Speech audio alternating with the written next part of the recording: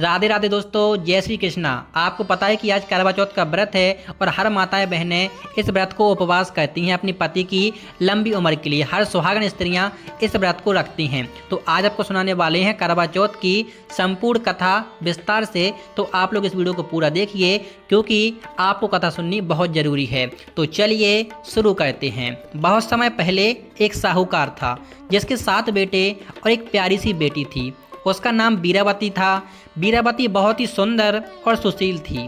शादी के बाद जब उसका पहला करवा चौथ आया तो उसने अपने सास ससुर और पति की आज्ञा से इस व्रत को रखा। सुबह से ही उसने ना तो कुछ खाया और ना ही कुछ पिया। सच्चे मन से माता पार्वती और भगवान शिव की पूजा की। आपको पता है कि जो भी सच्चे मन से रहता है ना तो उसको भूख लगती है ना ही प्यास लगती है। दिन भर उपवास करने के बाद जब रात आई तो वीरावती बहुत थक गई। उसके सातों भाई अपनी बहन की हालत देखकर परेशान हो गए। उन्होंने कहा, बहन कुछ खा ले, कुछ पी ले। लेकिन वीरावती बोली, नहीं भाइयों, जब तक चांद नहीं निकलेगा मैं कुछ नहीं खाऊंगी। झूठा चांद दिखाना। लेकिन भाइयों को अपनी बहन की तकलीफ देखी नहीं गई। उन्होंने एक ऊंचे पेड़ पर दीपक जलाकर छल्ली के पीछे रख दिया और बोले, देखो बहन, चांद निकल आया है, अब व्रत खोल लो। भोली वीरावती ने जैसे ही उस झूठा चांद देखा वैसे ही उसने पानी पिया और भोजन कर लिया।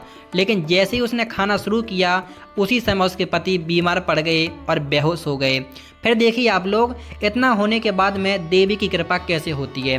यह देखकर वीरावती रोने लगी। वह बार बार भगवान से प्रार्थना करने लगी, हे माता पार्वती, मुझसे क्या भूल हुई है। माता पार्वती उसके सामने प्रकट हुई और बोली, वीरावती, तुम्हारे भाइयों ने छल से झूठा चांद दिखाया, इसलिए तुम्हारा व्रत अपूर्ण रह गया। तुम्हारे पति की वह हालत उसी दोष के कारण है। वीरावती ने हाथ जोड़कर कहा, हे माँ, मुझे क्षमा कर दो, मुझे उपाय बताइए। तो माता बोली, अब तुम पूरे वर्ष प्रत्येक मास के चौथ व्रत करो और अगले वर्ष फिर करवा चौथ का व्रत श्रद्धा से करो, तब तुम्हारे पति का नया जीवन मिलेगा। अगले वर्ष का व्रत यहाँ पे वीरावती ने माता पार्वती की आज्ञा का पालन किया। साल भर उसने प्रत्येक चौथ का व्रत किया। अगले वर्ष जब करवा चौथ आया उसने पूरी विधि विधान से पूजा की और उपवास रखा। माता पार्वती उस पर प्रसन्न हुई और उसके पति को जीवन दान मिला। तब से वह व्रत हर सुहागन स्त्री अपनी पति की लंबी उम्र, सुख समृद्धि और अखंड सौभाग्यवती के लिए रखती हैं। अब बात करने वाले हैं करवा चौथ का महत्व।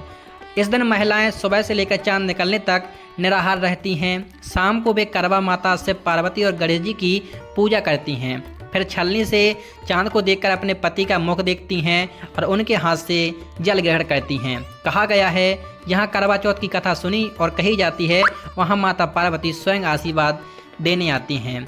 फल सृष्टि कथा का परिणाम। जो स्त्री श्रद्धा और विश्वास के साथ करवा चौथ का व्रत रख करती हैं उसे अखंड सौभाग्य, सुख समृद्धि और पति की दीर्घायु प्राप्त होती है। उसका परिवार सदा खुशहाल रहता है और जीवन में कभी दरिद्रता नहीं आती है।